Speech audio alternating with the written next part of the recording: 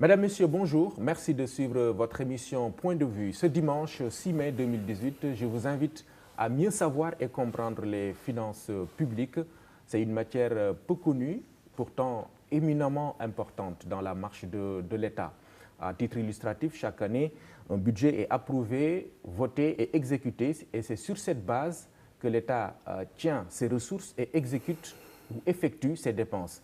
Alors, l'intérêt est manifeste. Et c'est pourquoi j'ai sur ce plateau un des rares spécialistes de la matière, professeur Abdoulaziz Kébé, maître de conférence à la faculté des sciences juridiques et politiques de l'Université Cheikh Anta Diop de Dakar, premier agrégé sénégalais du CAMES en droit financier. Professeur, bonjour et bienvenue. Bonjour Omar.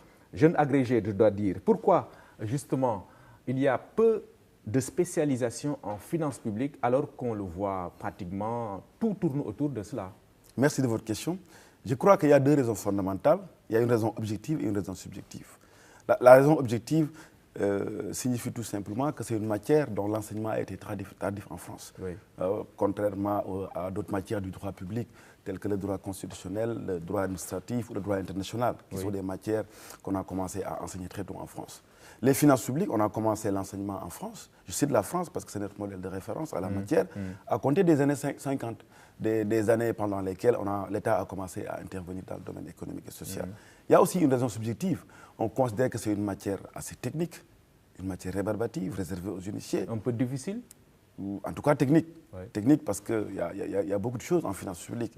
Il y a de l'économie, il y a des statistiques. Il y a des statistiques, il y a du social, il y a du droit. Il y a du droit.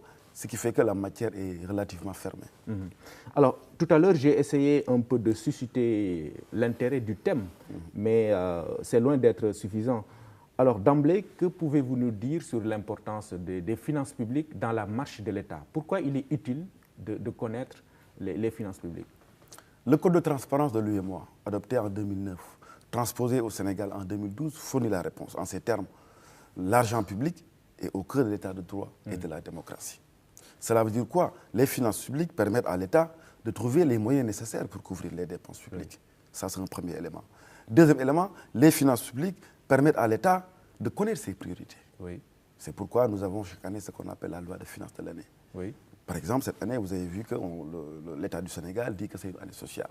Les priorités de l'État en termes de dépenses de fonctionnement, en termes de dépenses de personnel, en termes de dépenses de transfert données à d'autres entités infra-étatiques, en termes de dépenses d'investissement. Donc les finances publiques permettent d'avoir la carte d'identité de l'État.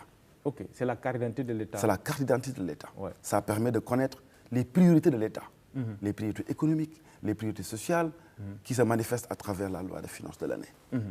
Alors, on va essayer un peu de faire une évaluation avec comme repère l'année 2012. Année de la deuxième alternance au Sénégal. Alors, quel bilan faites-vous de la tenue des finances publiques depuis pratiquement 6 ans? Bilan mitigé. Le bilan est mitigé.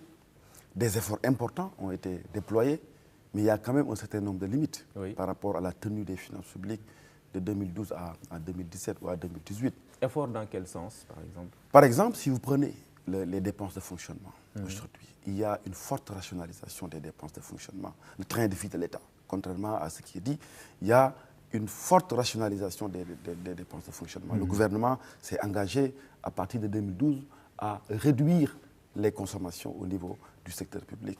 Par exemple, cette année, on a une économie de plus de 29 milliards en termes de dépenses de fonctionnement. Donc, sous l'angle des dépenses de fonctionnement, notamment de l'État, il y a des efforts significatifs qui ont été faits.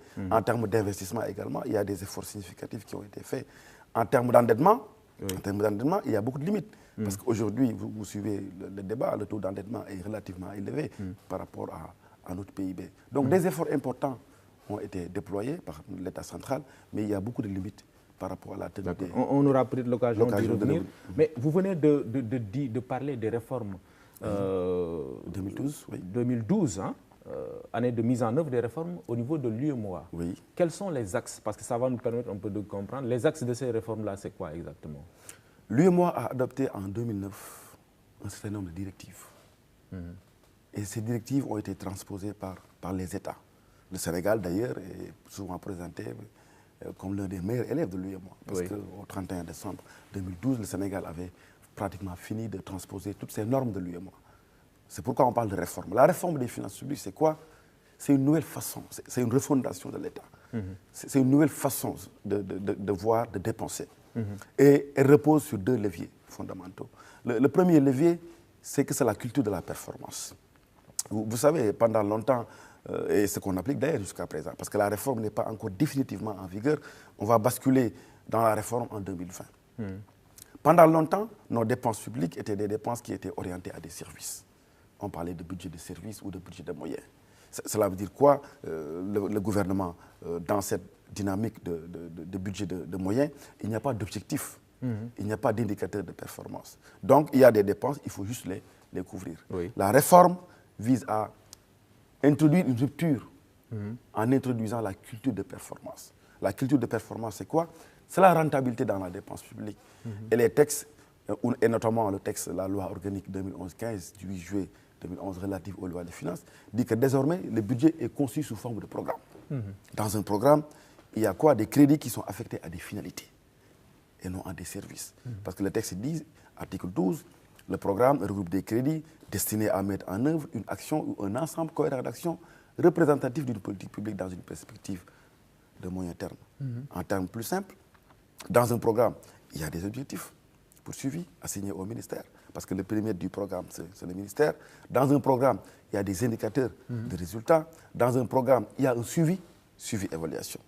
Ça, c'est le premier volet, le volet performance. Et dans ce volet performance, tous les ministres aujourd'hui sont des ordonnateurs de crédit. Ce qu'on appelle un peu en termes techniques la déconcentration de l'ordonnancement. Ça, c'est le volet performance. L'autre axe de la réforme, c'est la transparence. La transparence dans la gestion des finances publiques. Étant entendu que la transparence est appréhendée ici comme étant la clarté et le droit à l'information au niveau des comptes publics.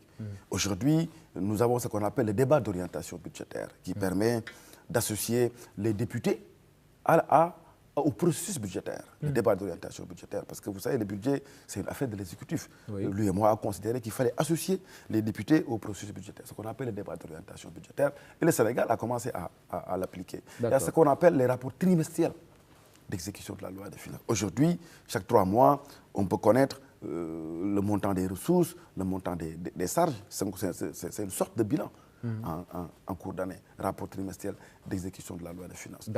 Ça permet d'avoir une gestion transparente. Ça permet de contrôler l'activité gouvernementale. Donc, c'est une réforme qui vise à rendre notre État beaucoup plus performant.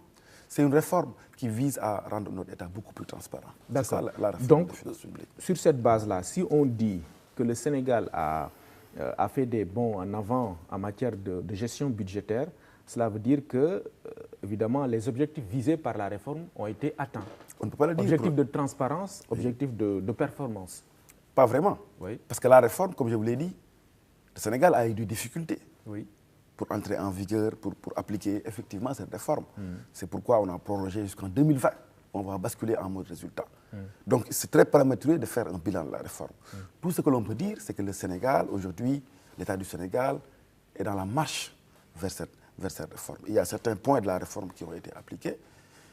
Et la dernière réforme qui montre que le Sénégal se prépare pour entrer dans cette réforme, c'est la réforme des structures intervenue en 2017 au sein du ministère de l'économie et des finances. Aujourd'hui, il n'y a plus de direction générale des finances. Nous avons la direction générale du budget. Aujourd'hui, on a généralisé la fonction de secrétariat général. Donc techniquement, il faut une refonte de nos structures administratives. Et le gouvernement a commencé le processus, mais il est très prématuré de vouloir faire le bilan de la réforme. D'accord. Donc si on parle de bond en avant, ça veut dire qu'on est conscient de l'importance des réformes budgétaires au niveau de l'UEMOA. On est conscient. Ça veut dire si je comprends bien, le sens de la réforme, c'est qu'aujourd'hui, on ne peut plus se permettre certaines pratiques dans la gestion des finances publiques, c'est ça? C'est ça, en fait. C'est la performance et la transparence. Et ça, le gouvernement du Sénégal peut-être l'a compris, non? Mais il faut peut-être regretter qu'il n'y ait pas de portage politique de la réforme. Oui. Ce serait bien que dans le discours de politique générale du Premier ministre, ce serait bien dans un message adressé à la nation, ce serait bien dans les conseils interministériels qu'on débatte de la réforme. C'est ça. Parce que c'est une refondation de l'État. Avec la réforme, la formation d'un gouvernement ne peut plus suivre une logique purement politique. Oui. Il faut également une logique technique. Parce que nous avons des programmes. Nous avons des programmes. Et le programme a un périmètre ministériel qui fait qu'on ne peut pas former un gouvernement sur la base de considérations purement politiques. Vous savez, dans certains pays, la Constitution même limite le nombre de ministères, comme à l'île Maurice, à 25. Est-ce qu'avec la structure gouvernementale que nous avons, nous pouvons revenir la réforme? Est-ce qu'avec les instabilités, la réforme, elle est hostile à l'instabilité ministérielle? Parce que vous savez, à chaque fois qu'on change de ministère, on peut changer les directions. Il faut du temps pour que le puzzle soit reconstruit. Donc la réforme, c'est une stabilité ministérielle. Parce que nous aurons des programmes. Le programme, c'est 3 ans. D'accord. Voilà. Alors, les finances de l'État, c'est des dépenses, vous l'avez dit, c'est des ressources.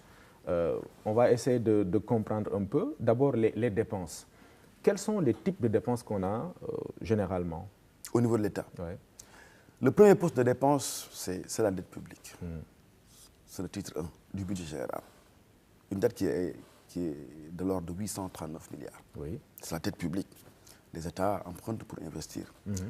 La deuxième catégorie de dépenses que nous avons, ce sont les dépenses de personnel, notamment la masse salariale. On va y revenir peut-être plus loin. Nous avons aussi des dépenses de fonctionnement hors personnel. Il y a également les dépenses de transfert. C'est les dépenses que l'État alloue à d'autres entités, telles que les établissements publics, les agences, les fonds, etc. Ce qu'on appelle les dépenses de transfert.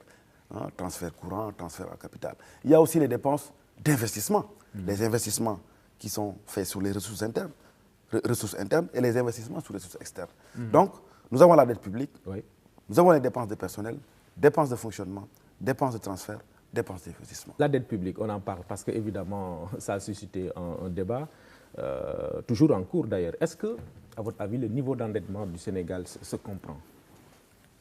Bon, cela dépend de ce que l'on fait de la dette. Parce que vous savez, la dette, on ne peut pas l'analyser sous l'angle purement des chiffres. Des chiffres. Vous savez, le Sénégal, l'encours total de la dette, c'est plus de 6 milliards 400. Le taux, c'est 61%. La norme UEMOA, le pacte de convergence et de stabilité, dit qu'on ne peut pas s'endetter au-delà de 70% d'autres pays. Nous, on est à 61%. Donc, quand même, c'est une dette qui est assez importante. Cette année, c'est 839 milliards de dettes à rembourser. Donc, en soi, les chiffres sont assez forts. Oui. Mais cela dépend de l'utilisation qu'on va faire de la dette. Est-ce qu'on s'endette utile? Je repose la question. Si on regarde les statistiques données dans la loi des finances de l'année, la dette, elle est utile. Parce que, par exemple, vous regardez les statistiques aussi au niveau de la direction de la prévision et des études économiques, les statistiques montrent que la dette a servi, par exemple, 30% de cette dette reste affectée au secteur du transport. C'est le transport, c'est aussi l'agriculture, c'est aussi la santé, 21% pour l'agriculture, transport, 30%, c'est aussi pour la santé, 11%. Donc les statistiques montrent que la dette a pour objet de financer le développement. Par contre, il faut surveiller cette dette, parce qu'il faut avoir des capacités de remboursement. Absolument. Et les capacités de remboursement, c'est quoi? C'est avoir une forte mobilisation des ressources publiques. Et là, peut-être qu'on va y revenir plus loin. Est-ce que l'administration que nous avons a toutes les armes nécessaires pour mobiliser convenablement nos ressources fiscales? On va y revenir. Voilà. Oui. Maintenant, vous avez listé dépenses de personnel, dépenses de fonctionnement, dépenses de transfert, dépenses d'investissement. Là, des choix sont faits par les gouvernements. Actuellement, par exemple, c'est l'objectif d'émergence économique qui dicte un peu le choix ou la priorité de l'investissement sur le fonctionnement. Comment est-ce que vous analysez? C'est une bonne démarche, parce que l'investissement permet d'accroître le patrimoine de la collectivité. Vous savez, les États en voie de développement ont cette problématique. La grande problématique, c'est le fonctionnement qui nous pose problème. Vous prenez les structures publiques, parce que les finances publiques aussi, il faut le rappeler, c'est les finances des organismes publics.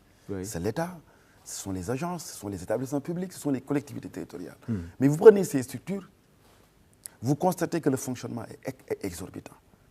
Donc c'est très bien d'avoir une logique du plan Sénégal émergent qui privilégie en tout cas l'investissement. Parce que je vous l'ai dit tantôt qu'il y a une rationalisation des dépenses de fonctionnement. Et l'économie de rationalisation a permis aussi de financer d'autres projets à caractère social. Donc c'est bien pour l'investissement. On peut donner des statistiques. Hein. Oui. Je lisais le rapport du Trésor public, notamment pour la Sonapat, Société nationale du port autonome de Dakar, qui fait en 2016 un chiffre d'affaires de 45 milliards. Peut-être que le montant a évolué, parce que c'est la dernière statistique publiée. C'est une structure avec 24 milliards de valeur ajoutée, mais 20 milliards, c'est pour le fonctionnement. Ok. Vous prenez les collectivités territoriales, 76 ou 80% dans les statistiques fournies par la direction de la programmation budgétaire, c'est le fonctionnement. On ne peut pas se développer en misant sur le fonctionnement. C'est pourquoi, justement, la réforme des finances publiques vise à inverser les tendances. Plus de crédits alloués à des services pour leur permettre justement de fonctionner, mais il faut des programmes. Oui. Il faut des programmes. Donc, l'investissement au cœur de cette problématique, mais il faut peut-être ajouter que dans les axes du PSE, tous les axes sont importants, tous les points sont importants. L'axe 1, l'axe premier, transformation et structure de l'économie, tous les axes se combinent en réalité, n'est-ce pas, pour atteindre l'émergence. Vous avez parlé tout à l'heure de l'importance de la dette publique. Tenant compte de ces éléments d'explication, quels sont les défis qu'on a à relever en termes de gestion de notre endettement? Plus de transparence, plus de communication, que les Sénégalais puissent connaître l'utilisation qui est faite de cette dette publique. Moi, j'ai fait beaucoup de recherches sur la question, mais c'est très difficile d'avoir des données consolidées. C'est très difficile, mais donc plus de transparence. C'est vrai qu'il y a des rapports qui sont publiés, mais plus de transparence dans la gestion de la dette publique. Ça, c'est un défi. Le deuxième défi, c'est qu'il faut renforcer les moyens de l'administration fiscale. Ok. Le troisième défi, il faut réduire davantage le fonctionnement, notamment davantage plutôt les dépenses de personnel. Aujourd'hui, on a une masse salariale qui dépasse largement la norme UEMOA. La masse salariale globale dans le secteur public, c'est 39%, alors que la norme UEMOA, c'est 35%. Donc il y a des défis. Parce que pourquoi on s'endette? On s'endette parce qu'on a des besoins en financement. Donc il faut rationaliser également davantage les dépenses au niveau de l'État pour pouvoir faire des dettes utiles. Mais les États-Unis font partie des pays les plus endettés. Les plus endettés, sinon le plus. Endettés. Pour autant, c'est des pays développés. Donc en soi, dans ce débat sur la dette publique, il faut que la dette soit utile et il faut avoir des capacités de remboursement. Et pour avoir des capacités de remboursement, il faut renforcer les moyens de l'administration fiscale.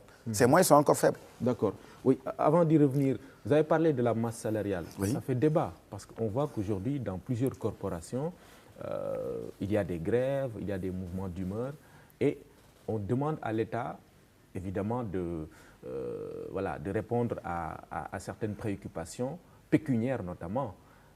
Est-ce à dire qu'à ce rythme, l'État ne peut pas, à la longue, supporter? On risque d'atteindre, en tout cas, ou d'aller plus loin, parce qu'on l'a déjà dépassé, vous dites la norme. C'est ça, en fait. On risque d'aller plus loin. Et plus loin. Quelle est la conséquence, finalement? C'est que, vous savez, avant les textes de l'UEMOA, on avait des masses salariales jusqu'à 50% des recettes fiscales. L'UEMOA a considéré qu'il fallait réduire, c'est un critère de convergence, le ratio recettes fiscales sur la masse salariale. Et les statistiques de 2018 montrent que l'État a des difficultés en termes de masse salariale. Parce que si vous avez une masse salariale qui dépasse largement le taux prévu par l'UEMOA, cela veut dire qu'il y a des difficultés.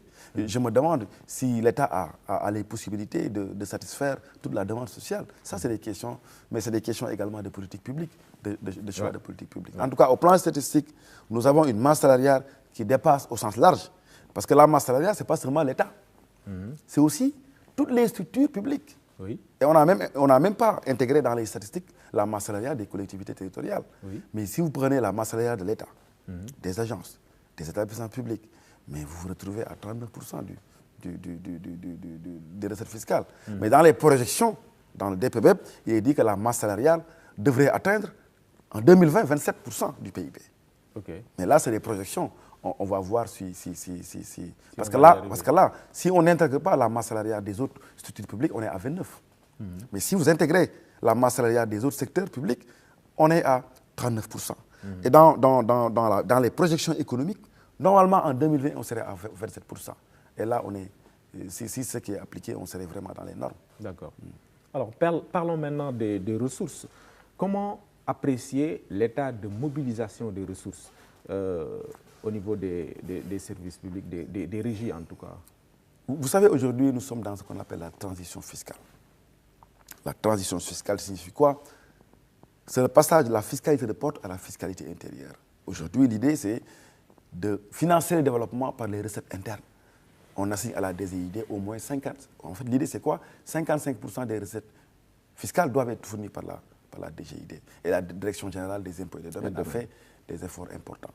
Et d'ailleurs, si vous regardez les statistiques de la Cour des comptes, parce que la Cour des comptes fait un travail important à ce niveau, à travers le rapport d'exécution de la loi des finances, de 2012 à 2016, vous avez une augmentation de 951 milliards de recettes. Okay. Ce qui montre que l'effort de mobilisation est réel de la part des administrations financières. Mais là aussi, il y a beaucoup de contraintes. Lesquelles, par exemple? Des contraintes d'abord institutionnelles. Vous savez que nous avons au Sénégal 183 inspecteurs des impôts et des domaines. Je cite ce chiffre parce que ce sont les cadres de conception. Vous avez 187 contrôleurs, les gens de la hiérarchie B. Est-ce que vous faites le ratio avec 15 millions de Sénégalais? Cela veut dire qu'en termes de ressources humaines, la DGID n'est pas très bien dotée, comparée aux autres pays de l'UEMOA. Donc il faut renforcer les moyens humains. Ça, c'est un défi. Il faut également davantage maîtriser l'assiette. Vous avez vu le secteur informel. Dans les statistiques fournies, c'est plus de 40% de notre richesse. Mais le secteur informel n'est pas suffisamment fiscalisé. Il y a le secteur commercial qui n'est pas également suffisamment fiscalisé. Donc il faut élargir l'assiette.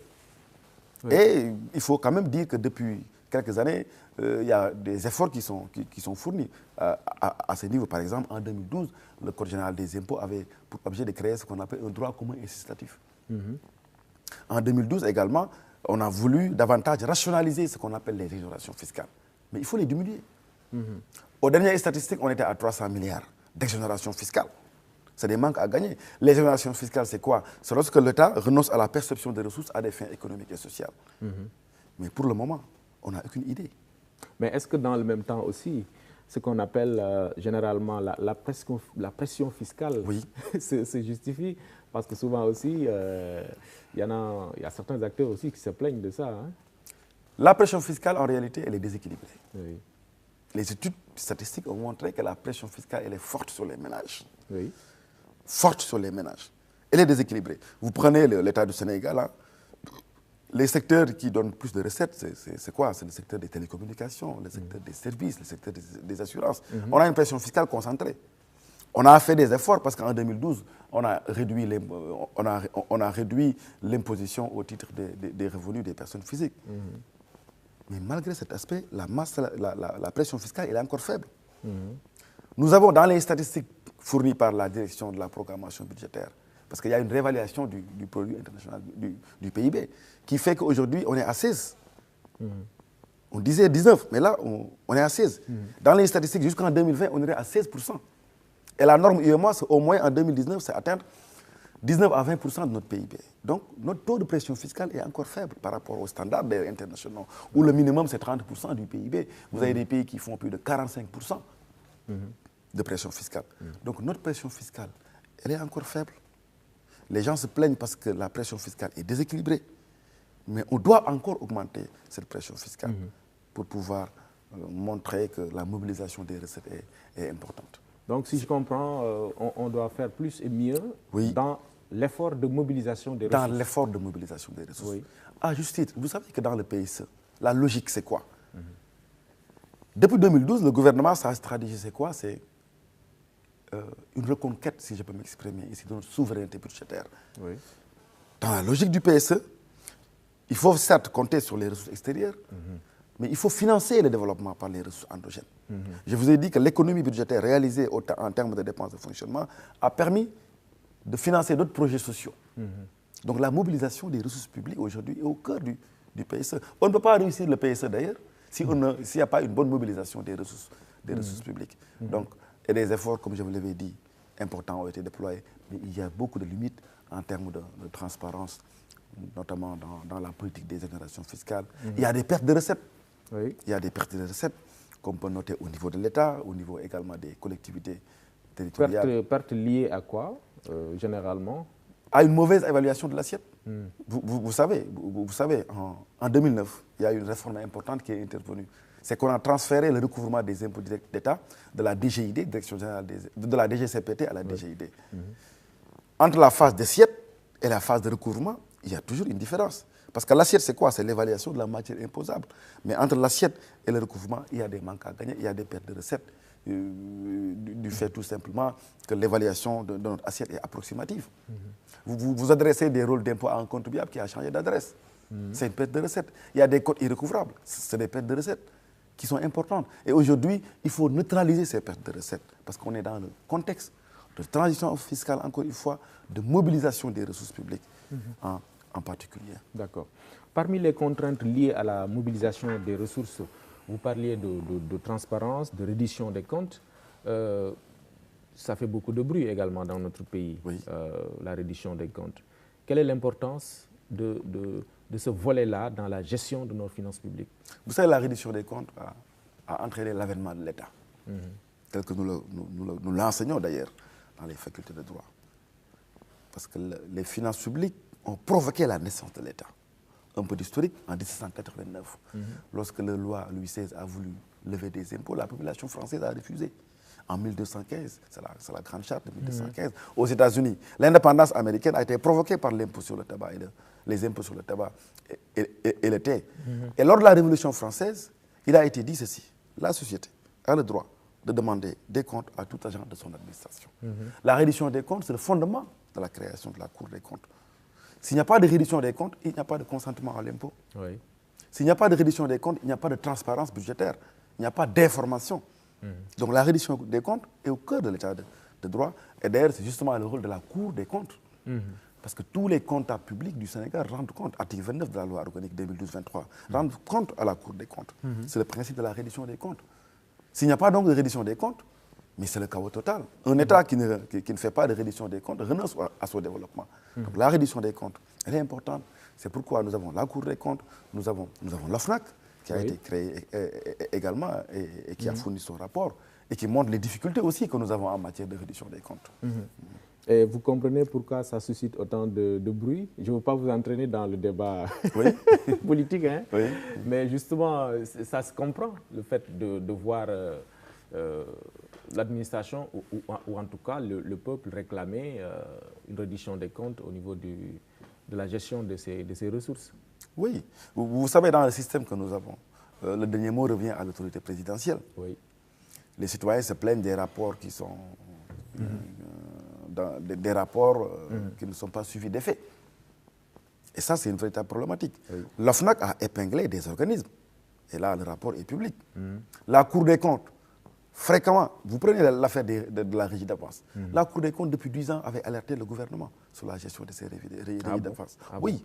Par exemple, la gestion des bourses. La Cour des comptes avait dit qu'il faut faire attention en matière de régie d'avance. Donc, vous savez, hein, les problèmes sont connus, hein, je crois, les problèmes en matière de reddition des comptes. Mais vous savez que le dernier mot revient à l'autorité présidentielle. Donc, il faut une volonté politique. Ouais.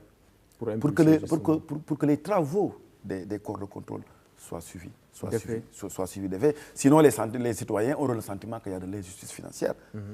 C'est ça. Donc les corps de contrôle ont alerté depuis longtemps. Ah oui. Ouais. Ah oui. Vous savez, la Cour des comptes fait un travail très important et c'est une institution très respectée. La Cour des comptes, dans le rapport public général, fait des observations, fait des recommandations et ces rapports sont rendus publics. La Cour des comptes, dans son rapport d'exécution de la loi des finances, fait des observations, fait des recommandations. Mais il faut qu'il y ait un suivi de ces rapports de la Cour des comptes, de ces rapports des corps de contrôle. Et s'il n'y a pas de suivi, comme je l'ai dit tout à l'heure, les citoyens ont toujours le sentiment qu'il y a de l'injustice, qu'il y a de l'injustice en matière de transparence et de suivi, en tout cas, des missions assignées à ces organismes. On le sait, la priorité cette année, en termes en tout cas de politique publique, c'est le social. Oui. On a dit un budget social d'ailleurs a été voté à l'Assemblée nationale. Comment est-ce qu'elle devrait, cette priorité-là, se décliner à votre avis? Les secteurs. Les secteurs, vous savez, il y a des secteurs qui sont essentiels en termes social. C'est l'éducation et la santé. Oui. Vraiment, c'est les secteurs sociaux de base. Et vous savez, nous n'avons pas atteint encore les chiffres requis en matière d'éducation et de santé. Donc, on devait s'orienter davantage vers ces secteurs, comme je l'ai dit tout à l'heure, l'éducation et la santé. Absolument. Il faut que les Sénégalais puissent soigner convenablement, sans avoir de difficultés. Il faut que les Sénégalais puissent accéder à l'eau et à l'éducation convenablement, sans éprouver des difficultés particulières. Donc c'est une année sociale et ça nous permet de dire également que le budget permet de retracer les priorités de l'État en termes de politique publique. Mais tout dépend des moyens aussi face aux dépenses. Parce que tout à l'heure, on parlait de masse salariale. Je donnais l'exemple de certaines corporations qui réclamaient des déloyances, en tout cas d'ordre pécuniaire. Je veux dire, l'État doit avoir aussi les moyens de ses objectifs. Mais c'est ça. Ouais. C'est pourquoi on parlait de mobilisation des ressources. C'est ça. Il faut que l'État... Ce n'est pas souvent le cas et ce n'est pas compris. En tout cas, l'État a des difficultés. Oui. Vous avez vu le rebond récemment. L'État a des difficultés. Parce que quand on fait un recours sur le marché intérieur, c'est parce qu'on a des difficultés de trésorerie. Oui. On a des difficultés de trésorerie. Donc il faut davantage rationaliser. Parce que gouverner aussi, c'est faire de l'arbitrage. C'est faire de l'arbitrage. C'est faire de l'arbitrage. Donc il faut que l'État, effectivement, ait les moyens pour remplir convenablement ses priorités sociales, notamment dans le secteur de l'éducation, mais également dans le secteur de la santé. De la santé. Alors, les réformes constitutionnelles, vous êtes spécialiste des finances publiques, mais quand même juriste avant tout. On a parlé d'avancées au niveau budgétaire, en termes de réformes budgétaires. Est-ce qu'on peut en dire autant au niveau des réformes constitutionnelles? Je pose la question à la lumière du débat qui s'est posé autour du parrainage, bien sûr. Vous savez, la réforme constitutionnelle de 2016, la loi 2016-10, du 5 avril 2016 portant révision de la Constitution, c'est une réforme extrêmement importante. Je crois que c'est l'une des plus grandes réformes de notre histoire politique et constitutionnelle. Malheureusement, il n'y a pas eu de débat parce qu'à l'époque, il y avait beaucoup de controverses sur décision à vie, etc. Mais c'est une réforme, mais importante. Les clauses d'éternité. Nul ne peut faire plus de 2 mandats consécutifs. Et ça, c'est la première fois. C'est la première fois. Il y a des innovations au plan institutionnel. Le président de la République, aujourd'hui, ses pouvoirs sont limités dans le texte constitutionnel. Il y a des innovations également au plan des droits fondamentaux. L'article 25, qui, par exemple, qui dit que les Sénégalais, désormais, ont droit d'accès. C'est constitutionnalisé aux ressources, pour accéder aux ressources naturelles. Mais ça, c'est important en termes d'innovation constitutionnelle. Donc, c'est une réforme constitutionnelle importante, mais malheureusement, ce n'est pas une réforme qui n'est pas suffisamment vulgarisée. Et quand on parle de réforme constitutionnelle en 2016, aussi, c'est la décision du Conseil constitutionnel qui a été rendue. Une décision historique, pour la première fois où le Conseil constitutionnel sort de ses réserves traditionnelles pour apprécier un projet de révision de la Constitution, ce qui n'est pas le cas. Donc, c'est une réforme importante. C'est une réforme qui, si elle est bien appliquée, va mettre le Sénégal dans les standards démocratiques. Ça, il n'y a pas de doute. Donc, on va régler la question institutionnelle, quoi, et se tourner vers la démocratie, substantielle, comme on le disait tout à l'heure. On a débattu, on continue d'en parler d'ailleurs, de cette loi sur le parrainage. Certains ont dit que c'est une loi anticonstitutionnelle. Vous le pensez? Non, non.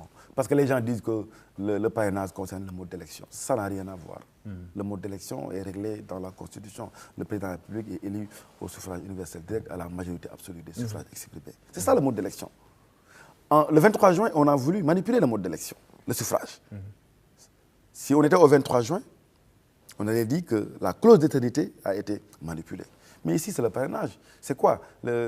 Ça fait partie des conditions de recevabilité des candidatures. Oui. Donc, le mode d'élection n'a rien à voir avec la recevabilité des candidatures. Le mode d'élection, la clause d'éternité concerne exclusivement le mode d'élection. Désormais, le président de la République est élu au suffrage universel direct à la majorité des suffrages exprimés. C'est ce qui ne change pas. Oui. Maintenant, la recevabilité, les conditions de forme, les conditions de fond, c'est des choses qui peuvent changer. C'est des choses qui peuvent changer. Donc, le mode d'élection n'a rien à voir. Donc, sous ce rapport, comment appréciez-vous cette volonté ou cette démarche, en tout cas, de l'opposition qui veut saisir le Conseil constitutionnel ou la Cour, ou en tout cas les institutions sous-régionales et même régionales? En tout cas, en ce qui concerne le Conseil constitutionnel, vous savez, dans notre tradition juridique héritée de la France, le Conseil constitutionnel n'a pas la compétence de contrôler une loi de révision de la Constitution. Ce n'est pas possible. Le texte donne des compétences d'attribution au Conseil constitutionnel. Et parmi ces compétences d'attribution, le Conseil n'a pas la possibilité de contrôler une loi de révision de la Constitution. D'ailleurs, le Conseil est souvent attaqué à tort.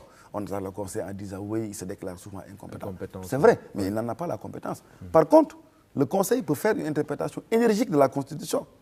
Ailleurs, ailleurs au Bénin, tandis que la loi n'avait pas donné à la Cour constitutionnelle la possibilité de contrôler, la Cour, avec son énergie, la Cour, avec son courage, à demain, a considéré qu'on ne peut pas à censurer des lois de révision de la Constitution, notamment en 2006. Dans d'autres pays, comme au Tchad, c'est la Constitution elle-même qui donne compétence à la juridiction constitutionnelle de pouvoir vérifier la conformité des lois de révision les lois qui révisent la Constitution. Mais dans notre droit positif, la loi organique sur le Conseil constitutionnel et la Constitution, ces deux textes ne donnent pas, en tout cas, une compétence express verbis au Conseil constitutionnel pour pouvoir vérifier la conformité d'une loi de révision de la Constitution à la Charte fondamentale. Maintenant, on va attendre. Oui. Quid maintenant des institutions régionales comme la Cour de justice de la CEDEAO ou... Ce n'est pas possible. Parce que la Cour de justice de la CEDEAO a des compétences ici en matière de droits fondamentaux. Et que je chasse ici, il n'y a pas de violation de droits fondamentaux. Je veux dire, la Cour de justice de la CEDEAO peut être saisie lorsqu'il y a violation d'un droit fondamental. Il y a des cas dans lesquels, en Afrique, la Cour avait été saisie pour violation d'un droit fondamental. Donc moi, je ne pense pas que cette possibilité puisse exister au niveau de la Cour. La possibilité que nous avons ici, c'est de saisir la juridiction constitutionnelle. La saisine a été faite. Maintenant, on va attendre la réponse du Conseil constitutionnel. Est-ce que le Conseil va se déclarer compétent? Est-ce que le Conseil va se déclarer incompétent? Ça dépendra de la décision qui sera rendue. Professeur, merci beaucoup. Merci. Merci. Je rappelle que nous étions avec le professeur Abdoulaziz Kébé, agrégé de droit financier, spécialiste des finances publiques du Sénégal. Merci, merci beaucoup. Merci. Encore une fois, mesdames, messieurs. On se donne rendez-vous dimanche prochain. Merci.